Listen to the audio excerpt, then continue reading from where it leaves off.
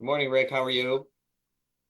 Good morning, Dr. Hartwig. And topic today, legal reform. It's always something we're talking about, but in my opinion, it's maybe something we never do anything about. And great to be joined by Robert Hartwig, Clinical Associate Professor, Risk Management, Insurance, and Finance at the Darla School of Business at the University of South Carolina. He's a Gamecock. And Robert, where are we right now? I know the cost of things has just gone skyrocketing, food and clothes and utilities and things we use in everyday life. And what is there relief in sight? And can reforming the legal system help? Well, there's no question that legal system abuse has added insult to injury when it comes to the inflation that the average American and the average business has experienced. It's added about $400 billion to costs each year, about two-thirds of that to businesses and about one-third to consumers. Approximately a tort tax, as we call it, or a litigation tax of about $3,600 per household in the United States.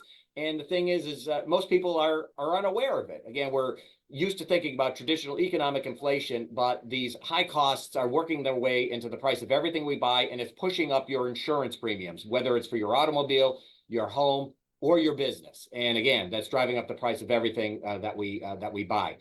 So the good news here is that there are things that we can do about it. We are not helpless here. First, we have to understand the problem. Everyone is driven up and down the highways of America and is seeing thousands of billboards from plaintiffs' attorneys. That's an example. That's a symptom of the disease. You've seen these advertisements constantly and nonstop.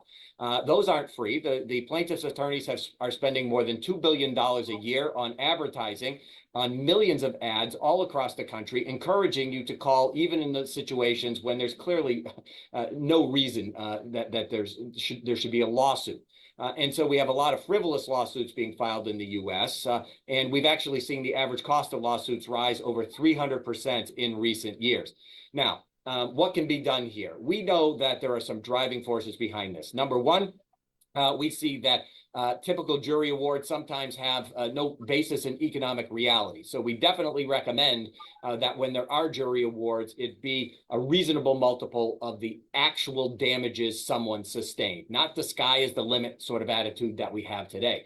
Another thing that people are going to be very surprised about is that with the number of massive jury awards in the United States increasing, measured in the tens of millions and even billions of dollars sometimes, is we now have the United States now is a magnet for third-party investors to invest in lawsuits, which is truly extraordinary. The average person has never heard of this, yet over $15 billion last year was invested in lawsuits by third-party investors who are doing nothing other than seeking to profit from the misfortune of others.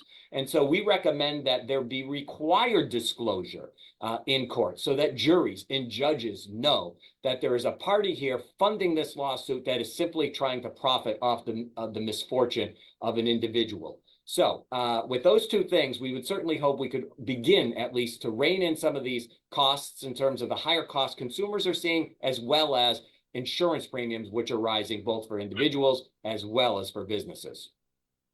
Yeah, a lot of possibilities exist, and this is really an opportunity, I think. And Doctor, we can ask all sorts of questions and go on, but who is really to blame? Where's the root of this problem? This is a uniquely American problem, and it's the result of laws in many states, which in fact simply do not keep frivolous lawsuits out of the courts, which do not put reasonable limits on damages, and which, again, very strangely allow third parties to invest in lawsuits. And so we've seen all of these things coalesce and come together to literally drive up your insurance premiums and to literally drive up the price of everything that you buy.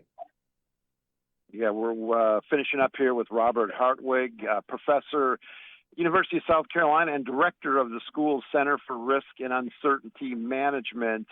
I think as someone that lives in a state with high auto insurance rates, mine have gone up again. If there is reform, is that going to make an immediate impact, or is this something that once our rates are already high, we will never see the the result of them going down if there is reform? Where do you stand on that? Well, if there's meaningful reform in the state, what you can hope for, at least initially, is perhaps is a moderation in the cost associated with liability claims. And if it's truly meaningful and sustained reform, you could potentially even see costs go down over time. But that means state legislatures need to get very, very serious about addressing this issue. And unfortunately, in many states, there are multiple trial lawyers who will work very hard to defend their own economic interests. Yeah, lobbyists a lot of times are the lawyers, and so they kind of control the agenda. State legislatures say they are already busting at the seams with bills and reforms. So I don't know how we get this in front of them. Doctor, where can we go for more information on this important topic? Right. Insurers and businesses are working hard to get this in front of them, believe me. But to learn more about this, go to apci.org to learn more. Yep, we'll put all the links in the show notes. And Robert, thanks for coming on, and I can't wait to talk to you again. Same here. Thank you very much.